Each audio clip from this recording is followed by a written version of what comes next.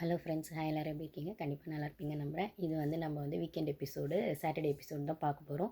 நம்ம வந்து அதுக்கு முன்னாடி நம்ம சேனலுக்கு ஃபஸ்ட் டைம் வரவங்க சப்ஸ்கிரைப் பண்ணிக்கோங்க. வீடியோஸ் பார்க்குறவங்க லைக் பண்ணுங்கள். அதுக்கப்புறம் உங்களுக்கு பிடிச்சவங்களுக்கு ஷேர் பண்ணுங்கள். ஓகேங்களா? லைக்ஸ்லாம் கொஞ்சம் போட்டிங்கன்னா எனக்குமே கொஞ்சம் மோட்டிவேஷனலாக இருக்கும் பேசுகிறதுக்கு. ஓகேங்களா? இப்போ வந்து நம்ம என்ன பேச போகிறோம், நம்ம ஆல்ரெடி வந்து இப்போ வீக்கெண்ட் எபிசோட்லாம் ரொம்பவே போராக தான் போயிட்டுருக்கு கைஸ். அது மட்டும் இல்லாமல் நம்ம வீக் டே எபிசோடே கொஞ்சம் எலாபரேட் பண்ணி பேசுகிறோம். ஒரு சின்ன சின்ன கண்டென்ட்டாக இருந்தாலும் எலாபரேட் பண்ணி நம்மளோட ஒப்பீனியன்ஸை சொல்லிடுறோம். இல்லை அதோட அனலைசேஷன்னு என்னோட ஒப்பீனியனை அதில் வந்து நான் வச்சிடுறேன். ஓகேங்களா? அப்படி இருக்கிற பட்சத்தில் வீக்கெண்டில் பெருசாக வந்து அது இன்னும் என்ன சொல்கிறது, மறுபடியும் அதில் பெருசாக ஏதாவது சொல்யூஷன் கொடுத்தாங்களா அப்படி இப்படிங்கிற மாதிரிலாம் இருக்கிறது இல்லை. எப்படி அதுவுமே வந்து ரிவ்யூ மாதிரி தான் போகுதே தவிர ஒரு கன்க்ளூஷனுக்கு வந்த மாதிரி தெரியல. அதனால் நம்ம என்ன சொல்ல ஓரளவுக்கு ஒரு டச்சப் மேக்கப்னு சொல்லுவாங்களே அந்த மாதிரியே வந்து கொஞ்சம் ஓரளவுக்கு மேலோட்டமாக மட்டும் பேசலாம். மேலோட்டமாக பேசினாலே சுற்றி சுற்றி தான் விட்றாங்க அவங்க வீக்கெண்ட் எபிசோட. அப்படி இருக்கும்போது அதுவே கொஞ்சம் நேரம் தான் போயிடுது. ஸோ வந்து கொஞ்சம் டீட்டெயிலாக உங்களுக்கு வேணுன்றவங்க அந்தந்த கண்டென்ட் போய் பார்த்தீங்கன்னா இந்த வீக் ஃபுல்லாக நான் போட்ட அந்த வீக் டே எபிசோட்லேயே அதை பற்றி நான் எலாபரேட்டாக பேசியிருப்பேன். ஓகேங்களா? ஸோ வந்து இன்றைக்கி வந்து எபிசோட் ஸ்டார்ட் ஆகும்போது ஃப்ரைடே எபிசோட்குள்ளே போவாங்க இல்லைங்களா, அதுதான் பண்ணாங்க. அப்போ வந்து அதில் பார்த்தீங்கன்னா ஜெஃப்ரியை பற்றி சவுண்டு, ஜாக்லின், ரயன் 3 பேர் பேசிகிட்டு இருக்காங்க. ஜெஃப்ரியை பற்றி பேசுகிறாங்க. அதாவது இப்போ பெஸ்ட் பெர்ஃபார்மரில் ஜெஃப்ரியும் சாச்சனா வந்துட்டாங்க இல்லைங்களா. அப்போ நெக்ஸ்ட் வீக் கேப்டன்சிக்கு 2 பேரும் போட்டி போடணும் அப்படிங்கும்போது ஜெஃப்ரி வந்து சாச்சனாக்கு வந்து அந்த கேமை விட்டு கொடுத்துற போகிறதா வந்து பேசிகிட்டு இருக்காரு. அது அங்கே வீட்டில் இருக்க எல்லாருக்குமே ஒரு லுக் தெரிஞ்சிருக்கு. அப்புறம் இவங்களுக்கும் தெரிஞ்சிருக்கனால ஜாக்லின் அதை பற்றி பேசுகிறாங்க. அவனுக்கு வந்து எவ்வளோ பெரிய நல்ல மனசு இருக்கணும், இப்படி சொல்கிறான், எவ்வளோ மெச்சூர்டாக யோசிக்கிறான் அப்படி இப்படின்ற மாதிரி பேசுகிறாங்க. இதுவுமே கேம் ஸ்ட்ராட்டஜி தாங்க. நிறைய சீசன்ஸில் நம்ம பார்த்துருக்கோம். விட்டு கொடுக்குறவங்களுக்கு வந்து ஒரு ஸ்கோரிங் ஒன்று வரும். அதாவது ஸ்டார்டிங்கே விட்டு கொடுக்குறாங்க அப்படின்னா என்ன சொல்கிறது, அது வந்து எப்படி நீங்கள் கேமே ஆடாமல் அந்த கேம் ஸ்பிரிட்டே எல்லாம் விட்டு கொடுப்பீங்க அப்படிங்கிற மாதிரி ஆகிடும். கொஞ்சம் அவங்க அந்த பொசிஷனுக்கு ஸ்டாண்ட் பண்ணோன்னே விட்டு கொடுத்தாங்கன்னா இதுதான் இவங்க வந்து இன்னுமே அவங்கள இன்னும் கொஞ்சம் ஸ்ட்ராங்காக ஸ்டாண்ட் பண்ணுறதுக்கான ஒரு நல்ல பிளேயராக வந்து அது ஆடியன்ஸ் வந்து கன்சிடர் பண்ணுவாங்கன்ற ஸ்ட்ராட்டஜி இவங்களுக்குமே தெரியும். இதில் வந்து ஜெஃப்ரி இன்னொன்று பண்ணுறாரு. இதில் இன்னொரு விஷயம் அவர் பண்ணுறது நல்ல விஷயமாகவே இருந்தாலும் உங்கள் கேமை மற்றவங்களுக்கு நீங்கள் விட்டு கொடுக்குறீங்க, அந்த கேப்டன்சியை விட்டு கொடுக்குறீங்க அப்படிங்கிற பட்சத்தில் இதையும் பிக் பாஸ் கேள்வி கேட்கலாம். அப்படிலாம் யாரும் பண்ண முடியாது, அப்படியே விட்டு கொடுக்கணும், அதுக்காக கஷ்டப்பட்டு பெஸ்ட் பெர்ஃபார்மர் வாங்கினீங்க அப்படிங்கிற மாதிரி கேட்கலாம் தான். பட் ஆனால் அதெல்லாம் கேட்க மாட்டாங்க இல்லைங்களா. அவங்களுக்கு கண்டென்ட் தேவை. அந்த கண்டென்ட் எது சுவாரஸ்யமாக இருக்குன்னு பிபி டீமுக்கு தோணுதோ அதை தான் நம்மளுக்கே 1 ஹவரில் காட்டுறாங்க. ஃபுல்லாலாம் காட்டுறதில்ல. அப்படி இருக்கிற பட்சத்தில் ஜெஃப்ரி இதை ஏன் பண்ணியிருப்பாருன்னு என்னோட ஒப்பீனியன்னா, ஒன்று இப்போ நம்ம பேசிகிட்டு இருக்கோம் இல்லைங்களா, இல்லை உள்ளே வந்து ஜாக்லின் எல்லாருமே பேசி ரிஜிஸ்டர் பண்ணுறாங்க இல்லைங்களா. ஜெஃப்ரி நல்ல பிளேயர், நல்ல மெச்சூர்டாக பண்ணுறாரு, சரி ஓகே, அவர் மெச்சூர்டாகவே இருக்கலாம். ஆனால் அது அவர் கேப்டன்சி விட்டு கொடுத்து தான் ப்ரூஃப் பண்ணணும்னு அவசியம் இல்லை. கேப்டன்சியில் நின்றுமே ப்ரூஃப் பண்ணலாம். இது ஏன் விட்டு கொடுக்குறாருன்னா, சாச்சனாவுக்கு வந்து ஹோஸ்ட் கிட்ட வந்து ஒரு ஃபேவரட்டிசம் இருக்குது அப்படின்னு அந்த வீட்டில் இருக்கவங்களுக்கு தெரிஞ்சு போச்சு, வெளில இருக்க நம்மளுக்கும் தெரிஞ்சு போயிடுச்சு. அப்படி இருக்க பட்சத்தில் சாச்சனாக்கு விட்டு கொடுத்தா ஜெஃப்ரி இன்னும் கொஞ்சம் நல்ல விதமாக ஹோஸ்ட் கன்சிடர் பண்ணுவார் இல்லைங்களா, அது ஒன்று ஆகும். அது மட்டும் இல்லாமல் அந்த வீட்டில் சாச்சனாவை எல்லாருமே பேம்பரிங் பண்ணுறாங்க. ஜெஃப்ரியை வந்து ஒரு சிலர் எல்லாருக்குமே ஜெஃப்ரியுமே பிடிக்கும் அப்படின்னாலுமே சாச்சனா அளவுக்கு பேம்பரிங் பண்ணுறாங்களா அப்படின்னு கேட்டால் கிடையாது. ஏன்னா நேற்றுமே அந்த பொம்மை டாஸ்கில் பார்த்தீங்கன்னா சாச்சனாவை வந்து ஜஸ்ட் லைக் தட் அந்த பொண்ணை வின் பண்ணுறதுக்கான எல்லா ஆப்ஷனுமே கொடுத்துருவாங்க. அப்படி இருந்தால் அந்த பொண்ணு 3வது ரவுண்டு கிட்டத்தட்ட 3 பேர் பிளேயர்ஸாக இருக்கும்போது தோத்துடுச்சு, எலிமினேட் ஆயிடுச்சு அந்த கேம்லேருந்து. ஆனால் ஜெஃப்ரி ஸ்ட்ராங்காக லாஸ்ட் வரைக்கும் வந்தாலுமே அவர் ஸ்ட்ரகிள் பண்ணி தான் வந்தார். இப்போ வந்து ராணுவலாம் பிடிச்சி அவரை வந்து அந்த ஹோல்ட் பண்ணி அந்த ஒரு ப்ரெஷர்லாம் கொடுக்கும் போதெல்லாம் சத்யாலாம் யாருமே சப்போர்ட்டுக்கே போகவே இல்லை. ஆனால் சாச்சனாக்கெலாம் பார்த்தீங்கன்னா சாச்சனா மேலே போய் விழுந்துருவேன், ஹர்ட் ஆயிரும் சாச்சனாக்குன்னு சொல்லி அருண்லாம் அதுலேருந்து விட்டு விலகி வந்துட்டார் அந்த கேம்லேருந்து. ஸோ ஏதோ ஒரு வகையில் அந்த பொண்ணு அந்த வீட்டில் பேம்பரிங் பண்ணிட்டே தான் இருக்காங்க. ஸோ இந்த இடத்துல வந்து சாச்சனாக்கு அதை விட்டு கொடுக்குற பட்சத்தில் ஜெஃப்ரி வந்து +1 ஆயிடுவார் அப்படிங்கிறது அவருக்கு தெரியும். உள்ளேயும் ஆயிடுவார், வெளியிலையும் ஆயிடுவார். இது ஒன்று இருக்குது. இன்னொன்று அந்த கேப்டன்சி எதுக்கு கேட்பாங்க, அந்த அந்த வாரம் வந்து நாமினேஷன் வராமல் இருக்கணும் அப்படிங்கிறதுக்காக தான் கேப்டன்சி பதவி எல்லாருமே கேட்பாங்க. நாமினேஷன்லேருந்து தப்பிக்கணும். இதுக்கு தான் ஆல்ரெடி இவருக்கு வந்துருச்சு, என்எஃப்பி வந்துருச்சு. அதையுமே அவரோட ரீசனாக சொல்லியிருக்காரு. அந்த என்எஃப்பியே எனக்கு வந்துருச்சு, அப்புறம் அது இப்போ கேப்டன்சி வேறு எனக்கு எதுக்கு அந்த பொண்ணுக்கு இருக்கட்டும் அப்படிங்கிற மாதிரி சொல்கிறாரு. அது ஓகே. ஆனாலும் உங்களுக்கு அந்த பவரை நீங்கள் யூஸ் பண்ணி இன்னும் ஏதாச்சும் அந்த வீட்டில் நல்ல விஷயம் பண்ணலாம், இல்லை இன்னும் கொஞ்சம் உங்களை ஸ்ட்ராங்காக காட்டிக்கலாம்னா பண்ணியிருக்கலாம்ல உங்கள் ஸ்கில்லை காட்டுறதுல. ஆனால் அது ப்ரெஷரைஸ்டான ஜாப். இதே வந்து இந்த வாட்டி வந்து பிக் பாஸ் வந்து கேப்டனுக்கெல்லாம் என்ன ஆப்பு வைப்பாங்கன்னு தெரியாது. ரைட்டா? 5 பேட்ச் கொடுப்பாங்களா, 3 பேட்ச் கொடுப்பாங்களா, இல்லை பேட்சே கொடுக்காம கூட விட்டுறலாம். இந்த வாரம் சாச்சனா கேப்டன் ஆனாங்கன்னா அவங்களுக்கு ரெஸ்ட்ரிக்ஷன்ஸே இல்லாமல் கேப்டனாக கூட வச்சிடலாம். அதுவும் ஒரு சர்ப்ரைஸ் இருக்குது. பிபி டீம் பண்ணுவாங்க இல்லையா, அப்படி பண்ணிட்டாங்கன்னு வைங்க. அது சாச்சனாக்காக பண்ணுவாங்க. ஆனால் ஜெஃப்ரிக்காக பண்ணுவாங்கன்னு சொல்ல முடியாதே.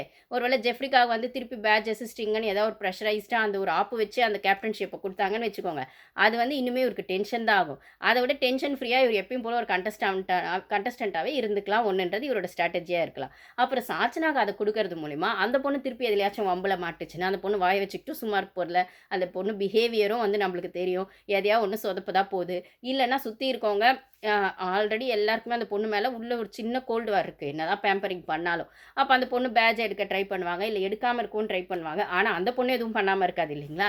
ஸோ வந்து எப்படி பார்த்தாலும் அந்த பொண்ணுக்கு தான் பேக் ஃபயர் ஆக போகுது.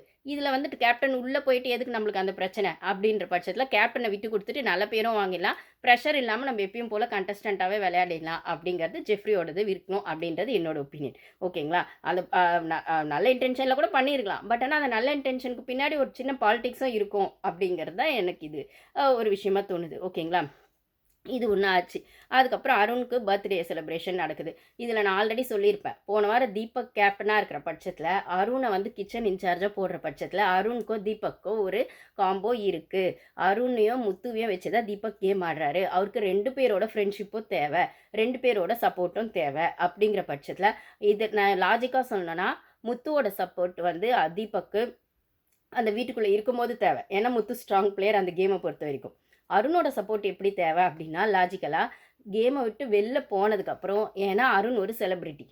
போன சீசனோட வின்னரோட அந்த ஒரு ஃப்ரெண்டு, பாய் ஃப்ரெண்டு, அது உங்களுக்கே தெரியும், அர்ச்சனாவோட ஃப்ரெண்ட். இது வந்து இந்த சீசனில் அடிக்கடி சொல்லாத இடமே இல்லை, தெரியாதவங்களும் இருக்க முடியாது.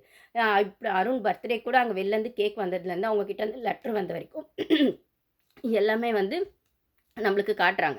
எப்பயுமே பழைய சீசனை கம்பேர் பண்ணக்கூடாது, உள்ளே பேசுறதுமே பழைய சீசன் கண்டஸ்டன்ஸை பற்றி பேசக்கூடாது. அப்படிங்கிற பட்சத்தில் இந்த அர்ச்சனாவோட டாப்பிக்கை உள்ளே வந்து ரொம்ப யூஸ்வலாக கொண்டு வராங்க, ரொம்ப நார்மலாக கொண்டு வராங்க. ஏன் ஹோஸ்ட் வரைக்கும் அதை வச்சு கிண்டல் பண்ணுற வரைக்கும் அது ஆயிடுச்சு. அப்படி இருக்கிற பட்சத்தில் ஒரு பெரிய சப்போர்ட் வந்து அர்ச்சனாவுக்கு வந்து போன சீசனில் இருந்தது. இப்பயுமே அர்ச்சனாவோட ஃபேன்ஸ் பாதி பேர் அருணுக்கு ஓட்டு பண்ணுறாங்க அப்படிங்கிற டாக்குமே இருக்கிற பட்சத்தில் Deepak out of the game வந்தப்புறம் அருணை வச்சுட்டு ஒரு என்ன சொல்கிறது, இன்னும் கொஞ்சம் ஃபேம் ஆகிறதுக்கும் செலிப்ரிட்டி ஆகிறதுக்கும், இல்லை விஜய் டிவியில் இன்னும் கொஞ்சம் ஷைன் ஆகிறதுக்கும், இல்லைனா அருண் மூலிமா இன்னும் கொஞ்சம் என்ன சினி சான்ஸ் ஏதாவது வாங்குறதுக்கும் வாய்ப்பு இருக்குது. ஸோ ப்ரொஃபஷனலாக வந்து அருணோட ஹெல்ப் தேவை. ஸோ வீட்டுக்குள்ளே பிபி ஷோவில் இருக்கிற முத்துவோட ஹெல்ப் தேவை. முத்துக்கு ஸ்ட்ராங் கண்டஸ்டன்ட். வெளில வந்தோடனே ப்ரொஃபஷனலாக அருணோட ஹெல்ப் தேவை. ஸோ அதனால தான் இந்த 2 பேரையும் வச்சுட்டு தீபக் கேம் ஆடுறாரு. இதுதான் இந்த இடத்துல நம்ம பார்க்கணும், அவர் ஆடுற கேமுக்கு நடுவில். அப்படி இருக்கிற பட்சத்தில் அருணுக்கான பர்த்டே அப்படின்னும் போது இவ்வளோ செலிப்ரேட் பண்ணுறது அருண் தீபக் வந்து தீபக் அதே வந்து அந்த தீபக் கேப்டன்சியில் இது நடக்குதுன்றதுனால அவர் பண்ணுறாரா? ஒருவேளை தீபக் கேப்டன்சியில் வேறு யாருக்கோ, ஜாக்லின்கோ, சௌந்தர்யாக்கோ, ஏன் சிவகுமாருக்கோ, ரஞ்சித்துக்கோ வந்திருந்தா இந்த அளவுக்கு பண்ணியிருப்பாரா அப்படின்னு கேட்டால் அது கொஸ்டின் மார்க் தான். அருணாக இருக்கிறதுனால பண்ணார். இந்த ஃபேவரட்டிசம் இருக்குது. கிச்சன் பஞ்சாயத்துலையுமே பார்த்தீங்கன்னா, நான் ஆல்ரெடி என்னோட வீடியோஸில் ஹவுஸ்மேட்ஸ் அட்டாக்டு மஞ்சரி அப்படிங்கிற வீடியோவில் அருண் கிச்சனில் விட்டுட்டு மஞ்சரி போய் அந்த விஷயத்தை அட்ரஸ் பண்ணும்போது ஃபஸ்ட்டு எடுத்தோடனே அவங்க கேப்டனாக தான் அட்ரஸ் பண்ண சொல்லுவாங்க. நீங்கள் கிச்சன் டீம் கிட்ட போய் பேசுங்க, முடியலன்னா நான் வந்துட்டு பேசுகிறேன் அப்படிங்கிற மாதிரி தான் அவர் சொல்லியிருப்பார். அப்படி இருக்கும்போது எப்படியும் அருணும் மஞ்சரியும் முட்டிக்குவாங்க. ஏதாவது முட்டிக்கிட்டா மோதிக்கிட்டா அவங்களே ஜாக்லினுக்கும் மஞ்சரியை பிடிக்காது. அவங்களே பேசிக்கிட்டும் பண்ணிக்கிட்டோம். வேறு வழியே இல்லைன்னா நம்ம கிட்ட வந்து அட்ரஸ் பண்ணலான்ற மாதிரி தான் இவர் சைடு வாங்கிடுவார். ஓகேங்களா? ஸோ இந்த இடத்துல தீபக் ரொம்ப ஸ்மார்ட்டாக கிளவராக தான் அந்த விளையாட்டை விளையாடினார். கிச்சன் பஞ்சாயத்துன்னு வரும்போது கேப்டனாக நான் வந்து பஞ்சாயத்துக்குள்ளே நான் பண்ணேன்றது வேணாம், நான் தலையிட்டதுங்க வேணாம், நீங்கள் ஏதோ ஒன்று பண்ணிடுங்க, அது கன்க்ளூஷன் சொல்கிறேன் சொல்லலை, ஏதோ ஒன்று பூசி மழுப்பி நான் பண்ணிடுறேன் மேலோட்டமாக வந்து. ஆனால் அந்த கேமோட கோர் வந்து நீங்கள் பண்ணதாகவே இருக்கட்டும். அருண் மஞ்சரிக்கும் பிரச்சனை, முத்து அருணுக்கும் பிரச்சனை, ஜாக்லின் மஞ்சரிக்கு பிரச்சனை, இப்படியே போயிடலாம் அப்படின்றது தான் ஒரு சைடு வாங்கிட்டு நின்ன விஷயம். ஓகேங்களா? அதனால தான் 4 நாளாக நல்லவராக தெரிஞ்ச தீபக்கு மஞ்சரி அந்த விஷயத்தை அட்ரஸ் பண்ணும்போது டக்குன்னு தீபக்கா மாதிரி அருணுக்காக சப்போர்ட்டுக்கு வந்தார். மஞ்சரி அந்த இடத்துல அட்வொகேட்டா நீங்கள் இது அருணுக்கு அப்படின்னு கேட்டது. அந்த இடத்துல அருண் நிறையவே ட்ரிகர் பண்ணார் மஞ்சரியை. மஞ்சரி அதுக்குன்னு எதுவுமே பண்ணலையான்னு கேட்டால் நான் பண்ணலைன்னு சொல்ல மாட்டேன். மஞ்சரியும் பண்ணாங்க, அருணும் பண்ணார். ஆனால் அருணுக்கு ஒரே சைடாக நின்று தீபக் பேசினது அவருக்கு வந்து அருணோட சப்போர்ட் வேணும். கிச்சன் இன்சார்ஜ் ஃபுல்லாக உங்ககிட்ட விட்டுறேன்டா, நீ என்ன பண்ணுறியோ பண்ணிக்கோ, உனக்கு சப்போர்ட் நான் பண்ணுறேன் அப்படிங்கிற மாதிரி சொல்லிட்டா. அதனால அருணுக்கு வந்து பெஸ்ட் பர்ஃபார்மருங்கிறது அந்த வீக்கில் வந்துச்சு. ஓகேங்களா? இதுதான் எங்களோட ஸ்ட்ராட்டஜி. இது இந்த வீட்டில் எல்லாருமே பண்ணுவாங்க. ஃபேவரட்டிசம் இருக்க தான் செய்யும். அதை கண்டுபிடிச்சிட்டாங்க அப்படின்னா ஆப்போசிட்டில் இருக்கவங்க அதை ஸ்ட்ராங்காக எடுத்து வச்சு பேசுறதுக்கும், இல்லை கண்டுபிடிச்சி ஸ்டாண்ட் எடுக்கிறதுக்கும் அவங்களுக்கு அந்த பொட்டென்ஷியல் இருக்கணும். மஞ்சரிக்கு அந்த வீட்டில் ஸ்ட்ராங் சப்போர்ட் இல்லை, ஸ்ட்ராங் ஷோல்டர் இல்லை சாஞ்சிக்கிறதுக்கு. அவங்க யார்கிட்டையுமே ட்ரஸ்ட்டையும் ஏர்ன் பண்ணலை. குறைஞ்சபட்சம் மாற்றி மாற்றி பேசி எல்லார்கிட்டையுமே ஏதோ ஒன்று பண்ணி வச்சுருக்காங்க. அப்போ வந்து பிரச்சனையை மட்டும் அவங்க எடுத்து பேசும்போது அவங்களுக்கான சப்போர்ட் அங்கே இல்லைன்னும் போது எல்லாருமா சேர்ந்து இதுதான் ஈஸி டார்கெட்னு எல்லாரும் அட்டாக் பண்ணாங்க. ஸோ இதுதான் மஞ்சரியோட வீக்னஸ். அவங்க எடுத்து வச்சு கண்டென்ட் கொடுக்கணும்னு நினச்சது தப்பு இல்லை. ஆனால் அந்த கண்டென்ட்டை ஸ்ட்ராங்காக கொடுக்குற இடத்துல அவங்க முதல்ல அங்கே ஸ்ட்ராங்காக பொசிஷன் ஆகிருக்கணும். அவங்க வந்தே அந்த வீட்டில் 2-3 வீக்ஸ் தான் ஆகுது. அதுக்குள்ளே அவங்க எந்த ட்ரஸ்ட்டையும் ஏர்ன் பண்ணலை, யார் கூடயும் ஃப்ரெண்ட்ஷிப்பை பெருசாக பில்டப் பண்ணலை, யாரும் அவங்க கூட ஒட்டவும் இல்லை. அந்த மாதிரி இடத்துல இவங்க இந்த பிரச்சனையை எடுத்து வச்சு இவங்களே ரொம்ப விலை கொடுத்து வாங்கினாங்க அப்படின்னு தான் நான் சொல்லுவேன். அப்படி இருக்கிற பட்சத்தில் இந்த மாதிரி போச்சு. அவ்வளோ செலிப்ரேட் பண்ணணும் அப்படிங்கிற மாதிரி கேசரிலாம் வந்து சர்ப்ரைஸாக செய்யணும் அப்படிங்கிற மாதிரி ஒன்று பண்ணுறாங்க. இந்த இடத்துல அருணுக்காக வந்து முத்துக்கிட்டேயும் பஞ்சாயத்து பேசுகிறாரு தீபக்கு. இந்த முத்து அருண் பஞ்சாயத்து நம்ம நெக்ஸ்ட் வீடியோவில் பேசுவோம். மொத்தம் அருண் செலிப்ரேஷனுக்கு கேசரிலாம் ரெடி செய்யணும் அப்படிங்கிற மாதிரி. அதுக்கப்புறம் பிக் பாஸ் கிட்ட இருந்தும் கேக் வருது. அப்புறம் வெளியில் அவங்க ஃபேமிலியிலேருந்து லெட்டரு, அப்புறம் அதான் அவங்க லவர் இருக்காங்க இல்லைங்களா, அர்ச்சனா அவங்க கிட்ட லெட்டர் எல்லாம் வருது. இந்த க்யூட் மூமெண்ட்ஸ் எல்லாம் காட்டுறாங்க. இதெல்லாம் கொஞ்சம் ஓவராக தான் இருந்தது. பிக் பாஸ் என்ன பண்ணுறீங்க நீங்கள்? போன சீசனை வச்சு இந்த சீசனுக்கு ப்ரொமோட் பண்ணுறீங்களா? படம் ப்ரொமோஷன் கேள்விப்பட்டிருக்கோம். அர்ச்சனாவோட போன சீசன் டைட்டில் வின்னரை வச்சு இந்த சீசனுக்கு ப்ரொமோட் பண்ணுறீங்களே, இந்த அளவுக்கு இந்த சீசனில் கண்டென்ட் மோசமாக இருக்குது, அந்த அளவுக்கு பண்ணிட்டு இருக்கீங்க நீங்களே. ஓகே, இப்படி இது உங்கள் இஷ்டம், நம்ம என்ன சொல்ல முடியும்? இப்படி தான் உங்களுக்கு இந்த சீசனில் டிஆர்பி ஏற்றணும்னு நீங்கள் டிசைட் பண்ணுற பட்சத்தில் ஒன்றும் சொல்கிறதுக்கு இல்லை. நாங்களும் வேறு வழி இல்லைன்னு பார்த்து தான் ஆகணும். ஓகேங்களா, இது ஒரு பக்கம் போகுது. இந்த கேக்கை ரெடி பண்ணுறது பார்த்தீங்கன்னா, கேசரி கேக்கு அன்ஷிதா, தர்ஷிகா அவங்க தான் ரெடி பண்ணுறாங்க. இப்போ கிச்சன் டீமுக்கு பர்மிஷன் இருக்கும். அருணுக்கு கேக் செய்ய யார் வேணால் கிச்சனுக்கு போகலாம். அந்த கேசரி மேலே கூட வந்து ரெட்டில் எழுதுறது அந்த குங்குமப்பூல அருண்லாம் எழுதுறாங்களாமா. அன்ஷிதா ரொம்ப எஃபோர்ட் போட்டு நேற்று ஒரு பிரெட் டோஸ்ட் போடுறதுக்கு அவ்வளோ பஞ்சாயத்தாச்சு. இப்போ அருணுக்கு ரெடி பண்ணுறதுக்கு எல்லாருமே சேர்ந்து வீடியோ, ஏன்னா வீட்டுக்கே அவர் செல்ல பிள்ளையா இருக்கார். வீட்டுக்கு செல்ல பிள்ளையா இருக்காரா, இல்லை இந்த சீசனுக்கு வந்து அவரை வந்து போன சீசனில் அர்ச்சனா, இந்த சீசனில் அருண் டைட்டில் வின்னர் ஆக்கிடுவாங்களான்னு தெரியல, சொல்ல முடியாது. அதையும் பண்ணாலும் பண்ணுவாங்க. ஸோ இதுதான் நடந்தது. நம்ம மற்றதை பற்றி நெக்ஸ்ட் வீடியோவில் பேசலாம் கைஸ். தேங்க்யூ.